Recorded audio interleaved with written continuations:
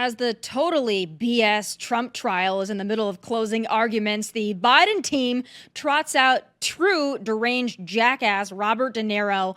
Desperate much? The show starts now.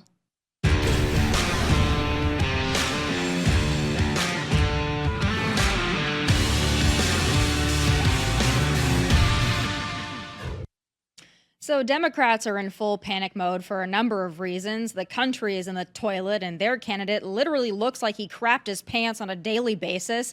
They're also very concerned that their lawfare against Donald Trump might not pan out as planned. So just to ice their stupid cake, they trotted out Robert De Niro to make the case outside of the courthouse in New York. Watch this. It's really crazy, and this thing, Donald Trump, has created this. He should be telling them not to do this. Under Trump, this kind of government will perish from the earth. I don't mean to scare you. No, wait, maybe I do mean to scare you. If Trump returns to the White House, you can kiss these freedoms goodbye that we all take for granted.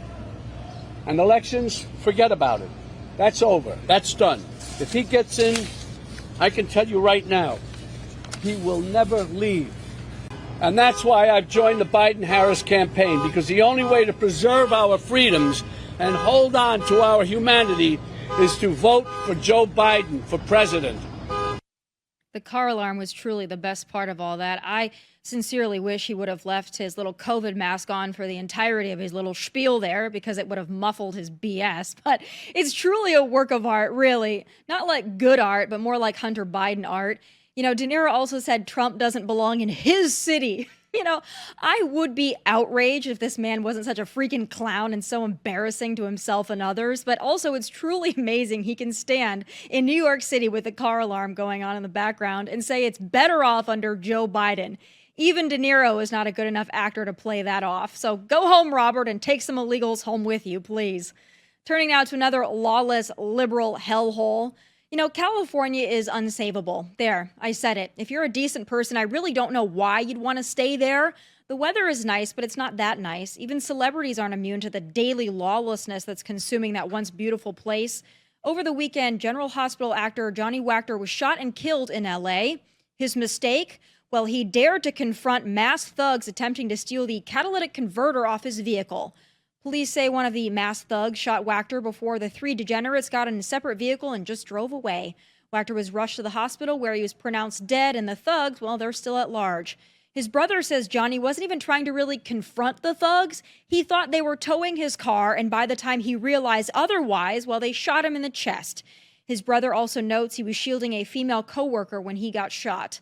Thugs, thieves, and degenerates murder innocent people every day in LA, but it generally only garners headlines when a famous person is involved. LA is lawless, but it didn't get that way on its own. The felon-coddling policies adopted by felon-coddling Democrats have created an environment where thugs rule the streets and innocent people are often caught in the crosshairs. But let's not forget, those same Democrats actually blame car manufacturers for this kind of crap because they make their catalytic converters just too easy to steal and just too tempting. Here's Los Angeles Council member Anathaya Rahman explaining who is really to blame. We have a company, the Prius, Toyota, who makes the Prius, that essentially has a device on their cars, which is super easy to remove.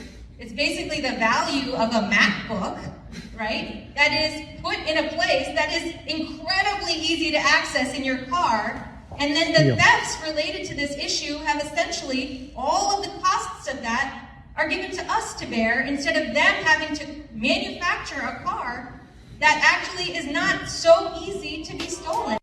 Yes, Toyota's fault, I'm sure.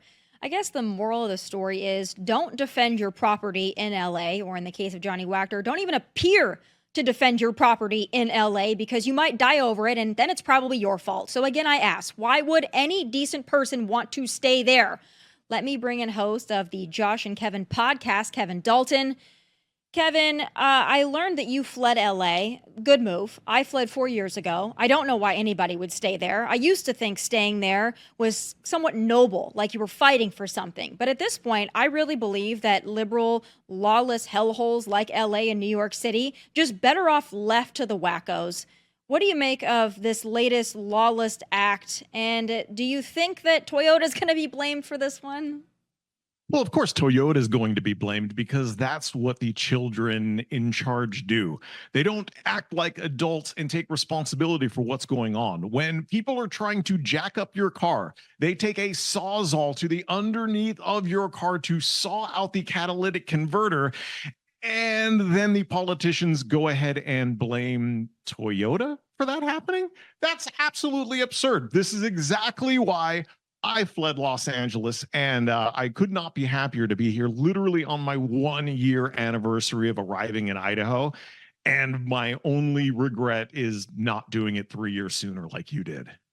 Yeah, I wouldn't tell too many people you're in Idaho because it seems like every time you tell Californians where you fled to, they end up coming there.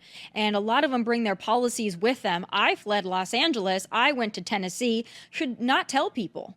I should stop telling people how great Nashville is because they keep coming here. So we're full. Please don't come. Yeah, I do want to add Idaho, Boise, Eagle in particular, gigantic rats that we cannot do anything about. The food is inedible out here. The traffic is crazy, but the rats, nobody ever talks about the rats. They're the size of the wolves. Do not come. That's a good point. You should get that out there. I think people in Texas are also saying very similar things. They don't want the Californians either. But there are good Californians. There are great Californians who are decent, who are conservative, who, stay in California because they were born and raised there. And I understand it. I personally would never do it. I would never move back to California. But there are people that are still fighting the good fight, and God bless them for that. But, I think you bring up also a great point, and I really enjoy your tweets about this. I follow you, and I think that your commentary and everything going on in California is excellent and right on the money. But this whole notion of, these car manufacturers, they're just making their vehicles too tempting to steal and the parts on their vehicles too tempting. Kevin, I often see things. I walk past a window, maybe a jewelry store, and I see something beautiful. And I don't think, if this were easier to steal, I probably would do it. I'm just, if it was just easier to steal, that's what would tempt me. I think it's amazing that these council members, they try to put out there that that's really the thing. It's not that these people are lawless degenerates. It's really that the things are tempting them into a life of crime. Yes, well, this is, going back to no adults being in charge, because if there were adults, they would hold people responsible for their actions, which means if you're stealing catalytic converters, that's your problem. You need to be held responsible. If you're flopped out on the street just doing drugs all day long, that's your choice. But the politicians need to be adults and go, look, no more. This is not what we're doing.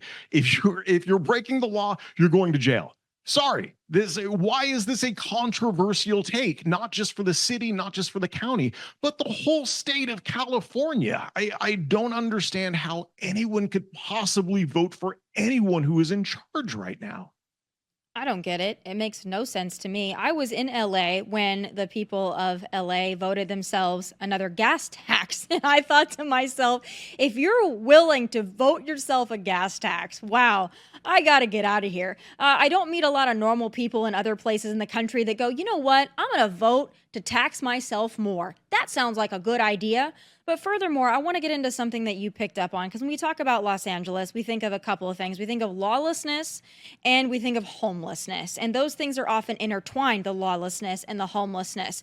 Now, I hear people all the time that go, hey, listen, these people, a lot of them are veterans. They're mentally disturbed.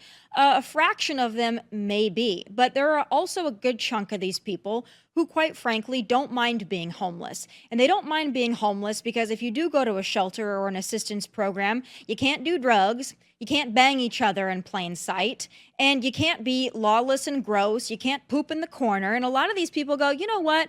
I'd rather live on Venice Beach, or I'd rather live on the stoop of someone else's home, and I'd rather crap and bang and do drugs as I please because the weather's nice, so why not? And as somebody who lived in California, I want you to help me explain this to people that are not familiar with the homelessness in California, because a lot of people think, oh, these people, they're just down on their luck. I don't think so. No, let me introduce everyone to the homeless industrial complex. And basically what that is that is a never-ending stream of money that is designed to help homelessness, and it does the exact opposite. It just pays for the bureaucracy to pretend to stop homelessness. Over the past 6 years, 24 billion with a B has completely evaporated from the taxpayers' pockets. Meanwhile, homelessness has grown by 30% in the state. The people that you mentioned who legitimately need the help, the veterans, the single mom of two who missed a couple $100s of rent and is now on the street.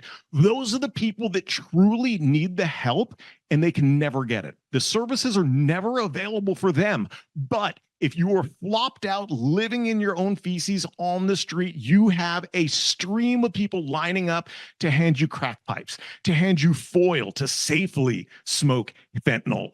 It's all the exact opposite. If you designed a system to fail, it would look exactly like the homeless outreach in California. We will never, ever enable our way out of an addiction epidemic. And if you are fighting this as a housing problem, congratulations, you are on the wrong side of this, and you are contributing to the 30% increase in homelessness.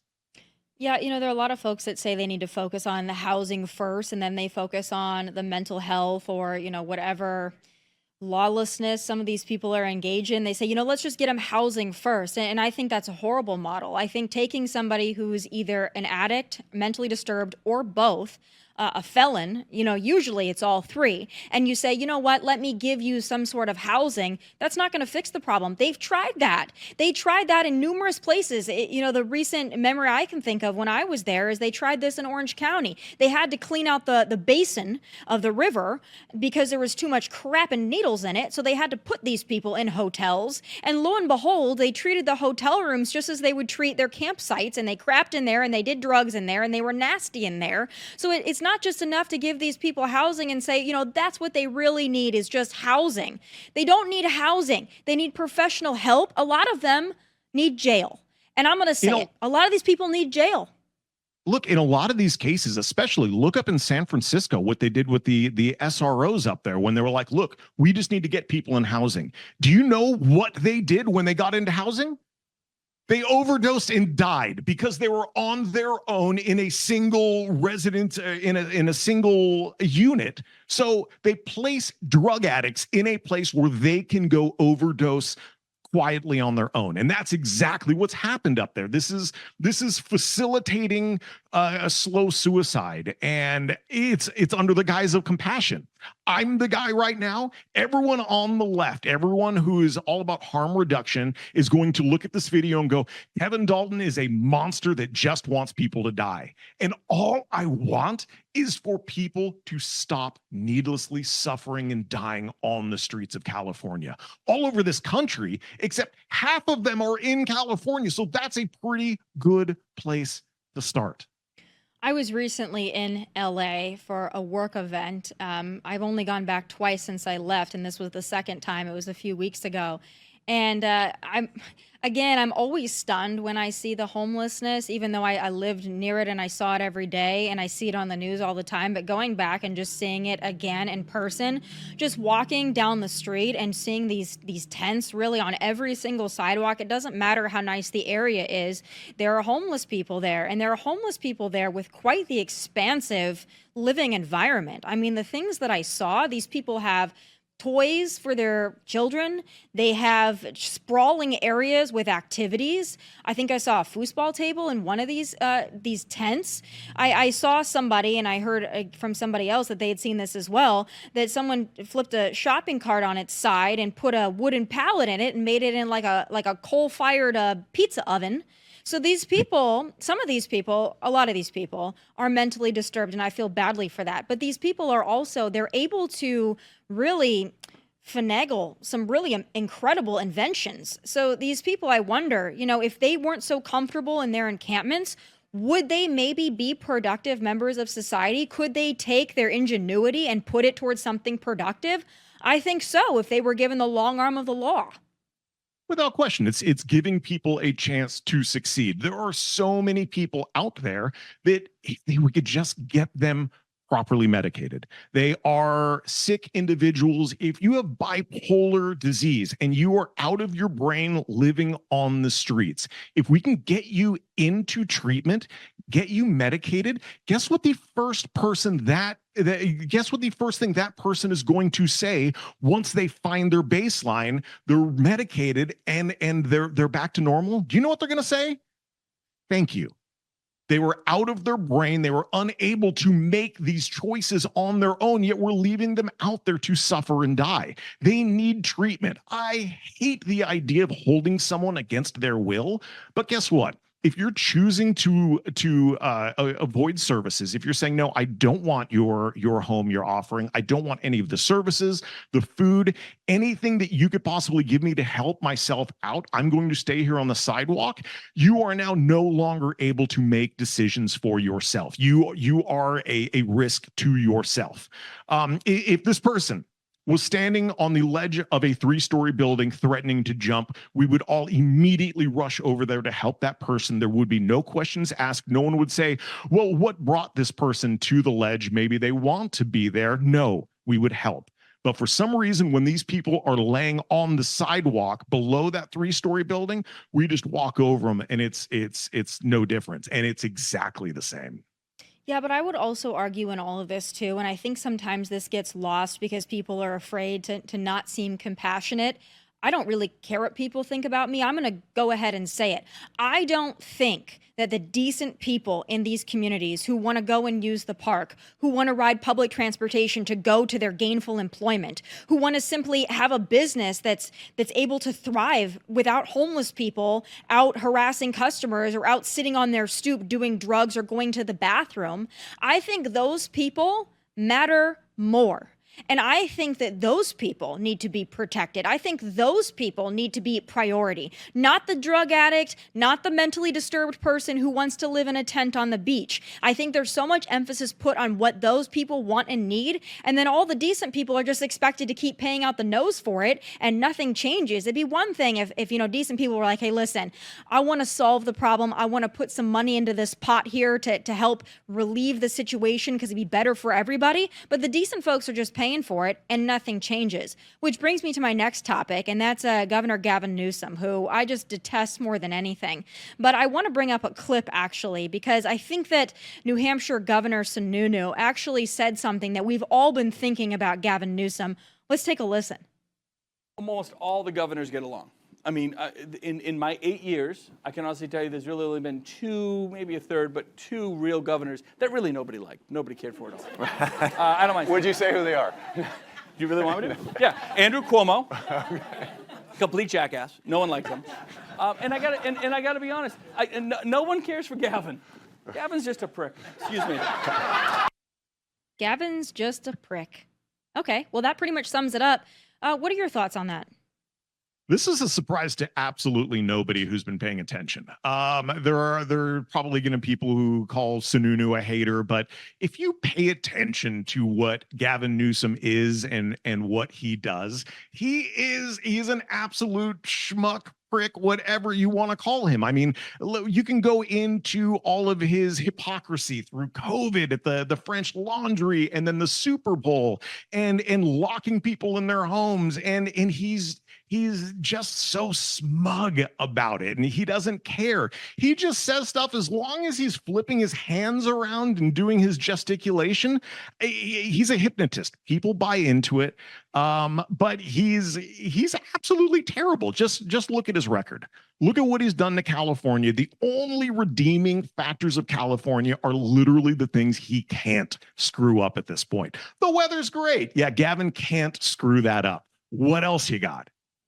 I would even argue that as great as the weather is, because it is great in LA, when you have to walk down the street in that beautiful weather and smell piss and poop, it's not great. When you have to worry that you're going to step on a needle when you're at the beach, it's not great. And so Gavin to me is just the ultimate ick prick. But I do believe, and I have contended for a long time, that not only is he going to be the nominee, I believe they're going to swap out Joe. The Democrats are in full panic mode right now. They were never going to go with Joe, but now they have to start vocalizing that, in my opinion. But I do believe, and this terrifies me, I do believe when they install Gavin Newsom as their nominee, if it's Gavin Newsom against Donald Trump, I really do fear that Gavin Newsom would win that. And I'm wondering your thoughts. Well, Gavin Newsom's biggest thing he's got going for him, and no one can dispute it, and it is his greatest weapon. Damn, his hair is great. It's fantastic. I mean, it's absurd. If I had Gavin Newsom's hair, I would be president of the United States. I am hoping that if he is indeed the nominee, people will eventually look past that. I am making it my mission in life, even here from Idaho, to keep Gavin Newsom in California. His policies go no further. His political career goes no further. I want him to pack it up in 26, go back to Plump Jack Winery and retire. I want him to have no shot. No, you know what? I will be here whenever he is out there. I will be there going, look, this is what California looks like. These are the homeless people dying. I will be there fighting every step of the way. I will join with the GOP and say, how can I help? I think everyone will get all hands on deck if Gavin Newsom ends up the nominee, because the GOP, everyone on the common sense side of thinking will go, okay, this is a bigger challenge now. We need to step up. It's not doddering old Joe. And I think everyone's going to go full force against Gavin Newsom. And the beauty of that is his record does speak for itself. He can lie, he can gesticulate, he can wave his hands. But if we can just go, look, 30%. That's what homelessness increased under Gavin Newsom. Crime, it skyrocketed. Do you want to see what Gavin Newsom's common sense gun laws have done for California? Check out our record-leading mass shootings, school shootings that happen here that Gavin doesn't talk about, but we all need to talk about it.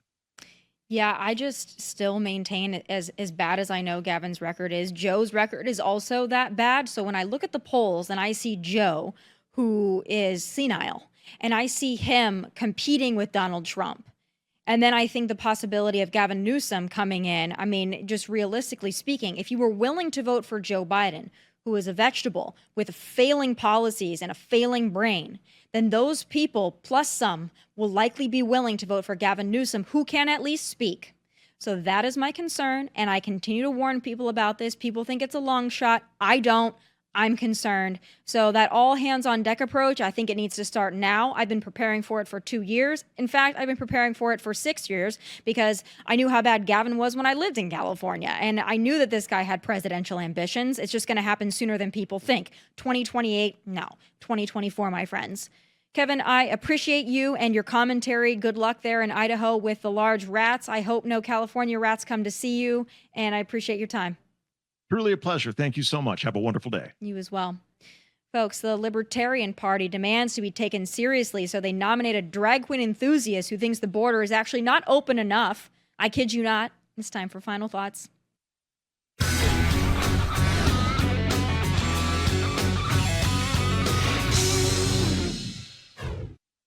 You know, I used to consider myself maybe at least partially a libertarian, mostly due to the fact that I thought that political party believed in freedom and limited government.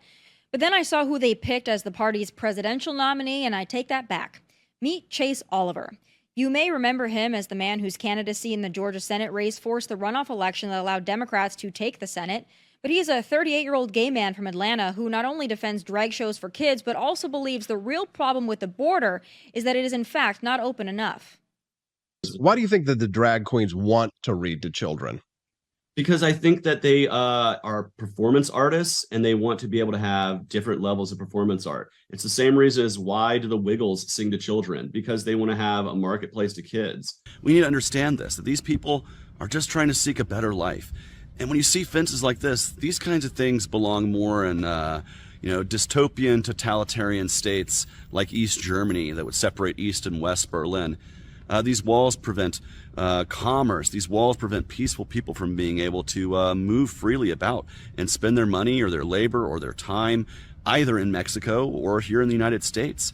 And I think it's wrong to be denying anybody the ability to move freely unencumbered without much difficulty. This is why we need Ellis Island style of immigration.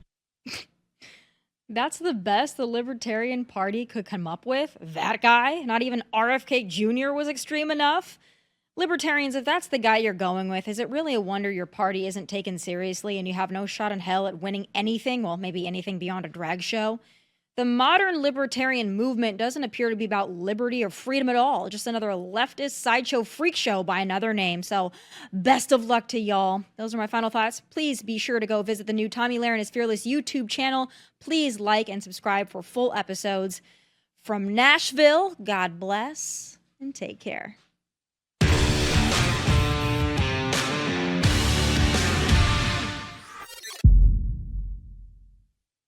What's up, guys? Thank you for watching Tomi Lahren is Fearless. If you want more of my hottest takes, must-see conversations, and of course, my final thoughts, click here and make sure you subscribe here so you'll never miss a beat. I'll be here every weekday, and I hope you'll join me.